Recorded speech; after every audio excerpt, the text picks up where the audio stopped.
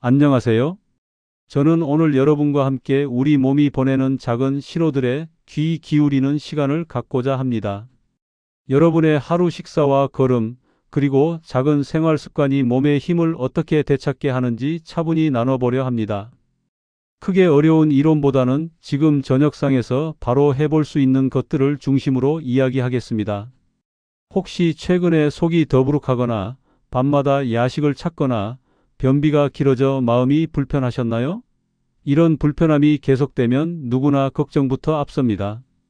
몸이 예전 같지 않다는 생각에 마음도 무거워지지요. 하지만 방법은 의외로 단순하고 우리의 몸은 생각보다 쉽게 회복의 신호를 보내줍니다. 이 시간 동안 불안은 잠시 내려놓고 제 이야기를 따라와 주세요. 공감에서 출발해서 안도의 숨을 고르고 마지막에는 나도 할 수 있겠다는 희망으로 마무리하겠습니다. 여러분과 같은 고민을 겪으신 분들의 실제 경험을 통해 작은 변화가 어떻게 큰 개선으로 이어지는지 보여드리겠습니다. 저는 식사 뒤에 속이 자주 차고 밤이 되면 배가 금방 허해진다는 분들을 자주 만납니다. 같은 양을 먹었는데도 어떤 날은 과식이 되고 어떤 날은 덜 먹어도 든든하다고 하시지요. 이런 경험 있으시지 않나요? 분명 똑같이 먹었는데 몸의 반응이 다를 때 말입니다. 그 답은 의외로 먹는 속도와 포만 신호에 있었습니다. 우리 위는 전체 크기의 3분의 2 정도가 차야 부드럽게 주물러 소화를 제대로 도울 수 있습니다. 문제는 포만 신호가 식사 시작 후 상당한 시간이 지나야 뇌에 전달된다는 점입니다. 빨리 먹으면 이 신호를 기다리지 못하고 과충만 상태가 되어버리지요. 결국 천천히 씹는 일이 같은 음식도 다른 결과를 만드는 첫 번째 단추인 셈입니다. 정혜성 어르신의 이야기를 들려드리겠습니다. 74세이신 정혜성님은 평생 몫으로 일하셨던 분입니다. 은퇴 후에도 여전히 빠른 생활 리듬을 유지하셨는데 식사도 마찬가지였습니다. 10분 만에 식사를 끝내고 나면 늘 더부룩함을 느끼셨고 저녁 9시만 되면 뭔가 출출해서 과자나 라면을 찾게 되셨다고 합니다. 처음 만났을 때 그분은 이렇게 말씀하셨습니다. 나이가 들어서 소화가 안 되는 건지 아니면 위에 문제가 생긴 건지 걱정이라고 하셨어요. 병원에서는 특별한 이상이 없다고 했지만 불편함은 계속되었다고 하시더군요. 저는 그분께 먼저 식사 패턴을 관찰해 보자고 제안했습니다. 일주일 동안 식사 시간과 식후 느낌, 그리고 야식 시간을 기록해 보시도록 했지요. 결과는 예상대로였습니다.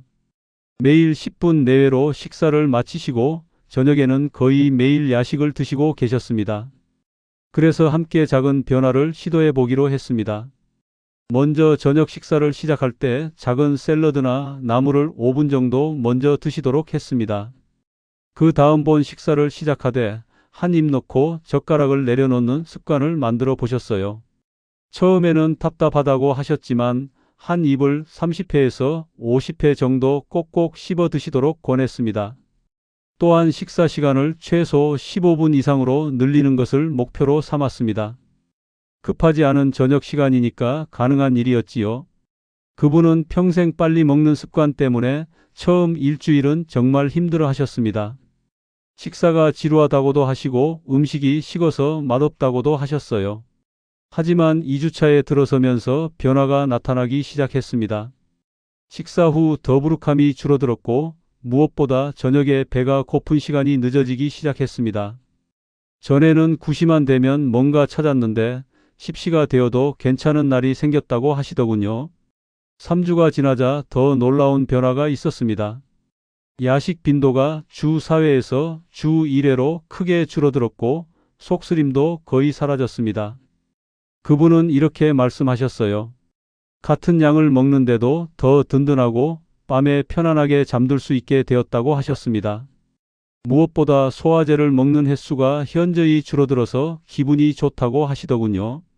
이 경험을 통해 알 수 있는 것은 포만 신호를 기다려주는 식사로 바꾸면 과식과 야식이 자연히 줄어든다는 점입니다. 우리 몸의 신호를 존중해 주는 것만으로도 큰 변화가 가능한 것이지요. 저는 여러분께 채소 먼저, 천천히, 적당히 3분의 1하는 세 단어를 약속처럼 권해드리고 싶습니다.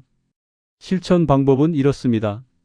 우선 밥상에서 채소를 5분 먼저 드신 뒤 주식을 시작해 보세요. 나물이든 샐러드든 김치든 상관없습니다.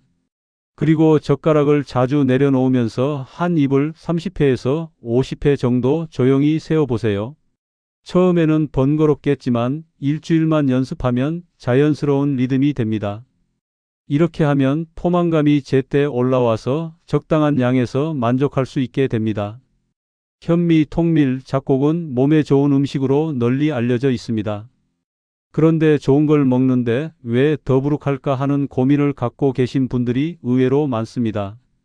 건강을 위해 백미를 현미로 바꾸었는데 오히려 소화가 안 되고 가스가 찬다는 이야기를 종종 듣게 되지요. 이런 경험 있으신가요?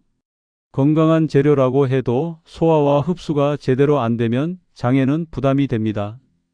특히 탄수화물은 입속 침에 들어있는 아밀라제라는 효소로 분해의 천문이 열리기 때문에 씹기가 부족하거나 채소 없이 곧장 주식부터 먹으면 더부룩함을 부를 수 있습니다. 현미나 잡곡은 백미보다 섬유질이 많아서 더욱 충분한 씹기와 단계적 적응이 필요한 것이지요. 박인자 어르신의 경험을 나눠드리겠습니다. 70세이신 박인자님은 동네 경로당에서 회장을 맡고 계신 활동적인 분입니다.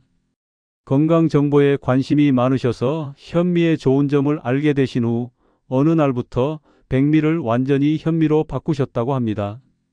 처음 2주 정도는 괜찮았는데 점점 식후에 가스가 차고 배가 불편해지기 시작했습니다. 특히 오후만 되면 배에서 꾸르륵 소리가 나고 방귀가 자주 나와서 경로당 활동할 때도 신경이 쓰였다고 하시더군요. 좋은 음식을 먹는다고 했는데 오히려 몸이 불편해지니까 걱정이 되셨다고 합니다. 그분은 인터넷에서 현미가 소화가 어렵다는 글을 보고 다시 백미로 돌아갈까도 생각해 보셨다고 해요. 하지만 현미의 영양적 장점을 포기하기는 아까우니까 어떻게 하면 좋을지 고민이 많으셨다고 하시더군요. 저는 그분께 현미 섭취 방법을 조금 바꿔보자고 제안했습니다. 우선 현미 100%가 아니라 백미와 현미를 7대3 비율로 섞어서 드시도록 했습니다. 또한 현미는 하룻밤 전에 미리 물에 불려서 조리하도록 권했지요. 이렇게 하면 현미가 부드러워져서 소화하기 훨씬 수월해집니다.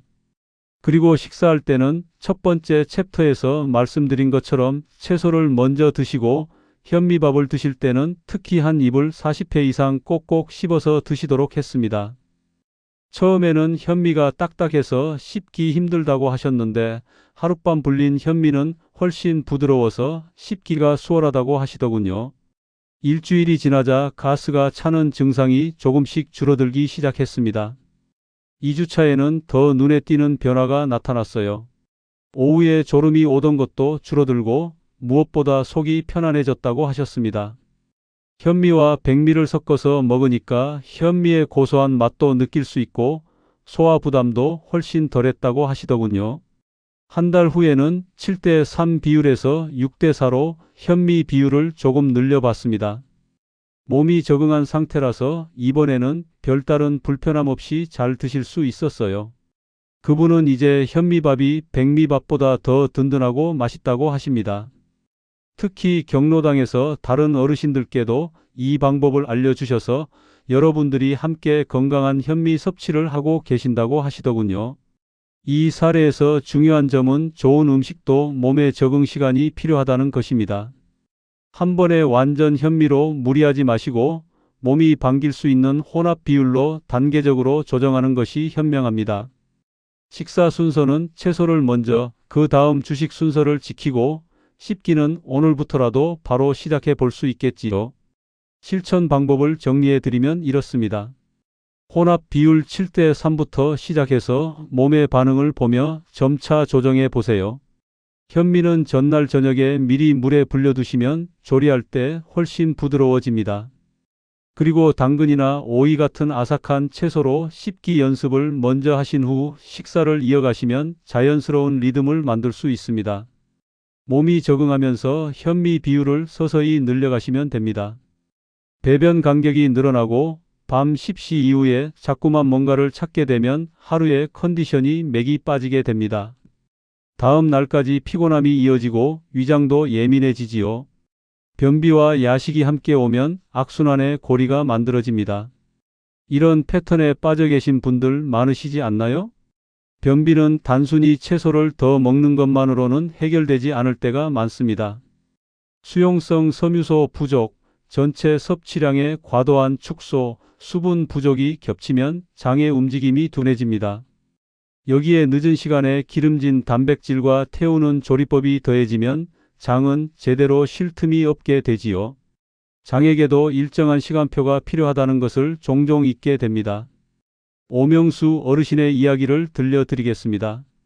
69세이신 오명수님은 30년 넘게 택시기사로 일하고 계십니다. 밤늦은 시간까지 운전하시다 보니 저녁을 늦게 드시는 일이 많았습니다. 특히 밤 11시 이후에 고기나 라면을 자주 드셨고 배변은 이틀에 한 번 정도였다고 합니다. 처음에는 나이가 들어서 그런가 보다 하고 대수롭지 않게 생각하셨다고 해요.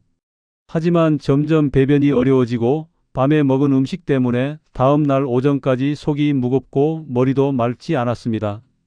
운전하는 일인데 컨디션이 좋지 않으니까 안전에도 신경이 쓰였다고 하시더군요. 병원에서는 나이에 따른 자연스러운 변화라고 하면서 변비약을 처방해 주셨지만 약을 먹으면 일시적으로는 좋아져도 근본적인 해결책은 아니라는 생각이 들었다고 합니다. 무엇보다 평생 약에 의존하며 살고 싶지 않다는 마음이 강하셨어요. 저는 그분의 식사 패턴과 배변 리듬을 자세히 살펴봤습니다. 가장 큰 문제는 늦은 시간에 기름진 음식을 드시는 것이었어요. 밤 11시 이후에 먹는 고기와 라면이 장에게는 큰 부담이 되고 있었습니다. 또한 운전하는 특성상 수분 섭취도 충분하지 않았고 섬유소도 주로 불용성 섬유소 위주였습니다. 그래서 함께 변화를 시도해 봤습니다. 먼저 단백질 섭취 시간을 저녁 7시 이전으로 옮겨보기로 했습니다. 퇴근 후 집에 오시면 바로 저녁을 드시고 밤늦은 시간에는 가능한 가벼운 음식만 드시도록 했지요. 라면을 꼭 드시고 싶을 때는 첫 번째 끓인 물은 버리고 새 물에 다시 끓여서 드시도록 권했습니다. 또한 수용성 섬유소가 풍부한 사과나 귀리 같은 식품을 규칙적으로 드시도록 했습니다. 사과는 아침에 한 개씩, 귀리는 아침 식사에 요구르트와 함께 드시도록 했어요. 물도 운전 중에 조금씩 자주 마실 수 있도록 작은 물병을 준비하셨습니다. 변화는 생각보다 빨랐습니다. 일주일 만에 밤에 먹는 양이 현저히 줄어들었고 다음 날 아침 컨디션이 훨씬 좋아졌다고 하시더군요. 10일 후에는 매일 아침 배변이 가능해졌습니다. 30년 만에 처음으로 규칙적인 배변 리듬을 되찾으신 것이지요. 한 달 후에는 더 놀라운 변화가 있었습니다. 밤늦은 야식을 거의 찾지 않게 되었고 수면의 질도 크게 개선되었습니다. 무엇보다 운전할 때 머리가 맑고 집중력이 좋아져서 일하는 재미가 다시 생겼다고 하시더군요. 변비약도 완전히 끊을 수 있었고 전반적인 활력이 크게 향상되었습니다. 이 경험을 통해 알 수 있는 것은 장에게 시간표가 필요하다는 점입니다. 기름진 단백질은 저녁 이른 시간에, 조리법은 덜 태우고 섬유소는 수용성 위주로 균형 있게 섭취하는 것이 장의 자연스러운 리듬을 되살리는 핵심입니다. 실천 방법을 말씀드리면 우선 2주간 야식 금지 실험을 해보세요. 저녁은 7시 이전에 마무리하고 그 이후에는 물이나 따뜻한 차 정도만 드시는 겁니다. 구이보다는 약한 불에서 찜이나 에어프라이어를 활용한 조리법을 선택하시고 라면을 드실 때는 첫 번째 면수는 버리고 새로 끓여 드세요. 이렇게 하면 나트륨과 기름기를 상당히 줄일 수 있습니다. 감기가 길어지고 온몸이 여기저기 가렵고 배변이 들쭉날쭉할 때 우리는 면역이 약해졌나 하는 생각을 하게 됩니다. 약을 늘리는 것만으로는 뭔가 풀리지 않는 느낌이 들지요. 근본적인 체력이 떨어진 것 같아서 걱정스러우실 텐데요. 우리 몸의 면역세포 대부분이 장에 머물러 있기 때문에 장내 미생물 균형이 흔들리면 온몸 컨디션이 불안정해집니다. 유산균 보조제도 도움이 될 수 있지만 된장이나 청국장 같은 발효식품처럼 먹기 쉬운 형태로 유익균과 발효 효소를 매일 꾸준히 드리는 편이 더 지속 가능합니다. 여기에 적절한 수분과 소금, 그리고 체온 관리 같은 생활 루틴도 함께 맞춰야 하지요. 최영자 어르신의 경험을 나눠 드리겠습니다. 75세이신 최영자님은 작은 반찬 가게를 운영하고 계십니다. 새벽부터 저녁까지 일하시느라 늘 피곤하셨는데 몇 년 전부터 감기가 자주 걸리고 한 번 걸리면 오래가는 일이 많아졌습니다. 유산균 캡슐을 몇 년째 꾸준히 복용하고 계셨지만 변비는 여전했고 환절기만 되면 어김없이 감기에 걸리셨다고 해요. 반찬 가게 일의 특성상 찬 음식을 많이 다루고 냉장고를 자주 열고 닫아야 하니까 몸이 늘 차갑다고 느끼셨다고 합니다. 특히 겨울철에는 손발이 차고 소화도 잘 안 되어서 일하는 게 힘들었다고 하시더군요. 나이가 들어가면서 자연스러운 변화인가 싶기도 하고 그렇다고 일을 그만둘 수도 없어서 어떻게 하면 좋을지 고민이 많으셨습니다. 저는 그분께 발효식품을 좀 더 적극적으로 활용해 보시라고 제안했습니다. 유산균 캡슐도 좋지만 우리나라 전통 발효식품인 된장이나 청국장을 규칙적으로 드시는 것이 어떨까 했지요. 반찬 가게를 하시니까 이런 재료들을 구하기도 쉽고 조리하기도 편하실 거라고 생각했습니다. 그래서 아침 식사를 청국장 분말 스무디로 바꿔보기로 했습니다. 청국장 분말에 바나나 반 개와 플레인 요구르트를 넣고 갈아서 드시는 것이었어요. 처음에는 냄새 때문에 좀 어색하다고 하셨지만 바나나의 단맛이 청국장의 비린 맛을 상당히 중화시켜서 생각보다 마시기 괜찮다고 하시더군요. 또한 하루 종일 찬 음료 대신 따뜻한 물을 자주 마시도록 권했습니다. 보온병에 따뜻한 물을 준비해서 조금씩 자주 드시도록 했지요. 소금 섭취도 조절했는데 짠 반찬은 줄이되 필요한 양의 소금은 반드시 챙기도록 했습니다. 우리 몸의 수분 균형을 맞추는데 적절한 소금이 꼭 필요하거든요. 2주 정도 지나자 첫 번째 변화가 나타났습니다. 변비가 많이 개선되었다고 하시더군요. 청국장 스무디를 마시기 시작한 후로 거의 매일 배변이 가능해졌고 배가 편안해졌다고 했습니다.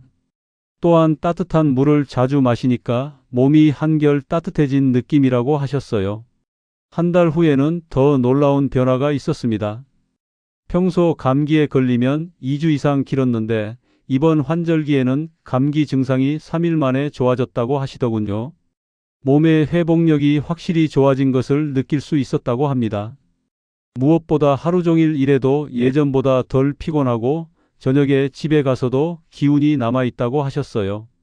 지금은 청국장 스무디와 된장국을 번갈아 가며 드시고 계십니다. 청국장 스무디는 주 3회, 된장국은 주 2회 정도 드시는데 이 정도만으로도 충분한 효과를 보고 계시다고 하시더군요. 반찬 가게 단골 손님들이 안색이 좋아졌다고 하실 정도로 전체적인 컨디션이 향상되었습니다. 이 경험에서 중요한 점은 발효식품을 맛있고 간단한 형태로 꾸준히 섭취하는 것입니다. 저는 여러분께 된장국과 청국장 스무디를 번갈아 권해드리고 싶습니다. 물은 소변색이 연한 노란색이 되도록 충분히 드시고 겨울철에는 찬 음료를 습관적으로 마시는 것을 줄여보세요. 실천 방법으로는 주 3회에서 5회 정도 청국장 분말 스무디나 된장국을 작은 그릇으로 드셔보세요. 청국장 분말 1스푼에 바나나 반 개, 요구르트 반 컵 정도면 충분합니다. 물 섭취량은 물병에 아침, 점심, 저녁 표시를 붙여서 하루 물 섭취를 균등하게 나누어 드시면 도움이 됩니다. 해독이라고 하면 거창한 프로그램을 떠올리게 됩니다. 며칠 동안 특별한 식단을 지키거나 비싼 제품을 구입해서 실시하곤 하지요. 하지만 막상 프로그램이 끝나면 일상으로 돌아와서 다시 피로가 쌓이곤 합니다. 무엇이 빠진 걸까요? 장과 간이 노폐물을 처리한 후에도 혈액과 림프 순환을 통해 몸 밖으로 배출되어야 해독이 완성됩니다. 그런데 림프는 심장 같은 펌프가 없어서 몸을 자주 움직이는 것 자체가 해독의 핵심이 됩니다. 강한 운동이 아니라 빈도와 지속성이 먼저입니다. 작은 움직임이라도 꾸준히 반복하는 것이 림프 순환에는 훨씬 효과적이지요. 윤대수 어르신의 이야기를 들려드리겠습니다. 67세이신 윤대수님은 아파트 경비원으로 일하고 계십니다. 하루 종일 서서 근무하시다 보니 다리가 자주 붓고 저녁에는 종아리가 무겁고 아팠습니다. 무릎도 아프기 시작해서 따로 운동을 하기는 어려운 상황이었어요. 밤에 잠을 자도 개운하지 않고 아침에 일어날 때 온몸이 뻐근했다고 합니다. 특히 다리 붓기 때문에 신발이 저녁에는 꽉 끼는 느낌이라고 하시더군요. 나이가 들어서 혈액순환이 안 되는 건가 싶어서 혈액순환 개선제도 복용해 보셨지만 큰 효과는 없었다고 해요. 무엇보다 무릎이 아프니까 걷기 운동도 부담스럽고 그렇다고 앉아서만 생활할 수도 없어서 어떻게 해야 할지 막막하셨다고 합니다. 경비실에서 하루 종일 서 있어야 하는 일의 특성상 다리 부담을 완전히 피할 수는 없으니까 더욱 고민이셨어요. 저는 그분께 일상 속에서 할 수 있는 작은 움직임들을 제안해 드렸습니다. 우선 출퇴근할 때 한 정거장 전에서 내려서 걷기로 했습니다. 무릎에 부담을 주지 않는 평지 걷기 위주로요. 또한 아파트에서는 가능하면 엘리베이터 대신 계단을 이용하되 무릎 부담을 줄이기 위해 반층씩만 걸어 올라가기로 했습니다. 경비실에서 근무 중에도 틈틈이 발끝 들기 내리기 운동을 100회씩 하기로 했습니다. 서서 하는 일이라서 다리 근육을 의식적으로 움직여주는 것이 필요했거든요. 또한 점심시간이나 휴식시간에는 다리를 조금 높게 올리고 발목을 돌려주는 간단한 스트레칭을 하도록 권했습니다. 처음 일주일은 새로운 습관을 만드는 것이 번거롭다고 하셨어요. 특히 한 정거장 전에 내려서 걷는 것이 귀찮다고 하시더군요. 하지만 아침에 조금 걸으면 몸이 가벼워지는 느낌이 든다고 하셔서 계속 시도해 보시기로 했습니다. 2주째부터 변화가 나타나기 시작했습니다. 저녁에 다리가 붓는 정도가 줄어들었다고 하시더군요. 신발이 꽉 끼는 느낌도 많이 줄어들었고 밤에 다리가 아픈 것도 개선되었습니다. 무엇보다 아침에 일어날 때 몸이 한결 가벼워진 것을 느낄 수 있었다고 해요. 3주가 지나자 더 놀라운 변화가 있었습니다.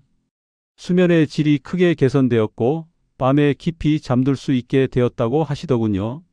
또한 전체적으로 활력이 생겨서 일하는 것이 덜 힘들어졌다고 합니다. 작은 움직임들이 쌓여서 몸 전체의 순환이 좋아진 것이지요. 지금은 이런 습관들이 완전히 몸에 배어서 자연스럽게 하고 계십니다. 한 정거장 전 하차는 이제 당연한 일상이 되었고 계단 이용도 무릎에 무리가 가지 않는 선에서 꾸준히 하고 계세요. 경비실에서도 의식적으로 발끝 운동을 하시고 동료 경비원분들께도 이 방법을 알려주셔서 함께 실천하고 계시다고 합니다. 이 경험을 통해 알 수 있는 것은 큰 결심이나 격렬한 운동보다는 작은 반복이 림프 순환을 깨운다는 점입니다. 저는 여러분께 오늘도 걷기, 내일도 걷기를 합창하듯 권해드리고 싶습니다. 여기에 이웃을 돕는 마음가짐과 가벼운 봉사활동을 섞으면 마음의 안정이 호르몬 변화를 통해 면역력에도 보탬이 됩니다. 실천 방법을 말씀드리면 매일 저녁 15분 걷기와 발목 펌핑 100회를 체크리스트로 만들어 기록해 보세요. 지하철이나 버스는 한 정거장 전에서 내리는 것을 기본으로 하고 건물에서는 계단을 우선적으로 이용하는 습관을 만들어 보세요. 무릎이나 관절에 문제가 있으신 분들은 무리하지 말고 본인에게 맞는 강도로 조절하시면 됩니다. 오늘 저는 여러분께 어려운 치료법이나 복잡한 건강 이론 대신 식사 순서, 씹기, 조리 시간표, 발효 한 숟갈, 그리고 걷기를 건넸습니다. 불안해서 출발했지만 공감으로 서로의 마음을 가볍게 하고 작은 실천으로 안도의 숨을 쉬며 나도 할 수 있다는 희망으로 여기까지 왔습니다. 우리 몸은 우리가 준 수고를 배신하지 않습니다. 작은 변화라도 꾸준히 이어가면 몸은 반드시 긍정적인 신호로 응답해 줍니다. 정혜성 어르신처럼 천천히 씹는 것만으로도 야식이 줄어들고 박인자 어르신처럼 현미 비율을 조절하는 것만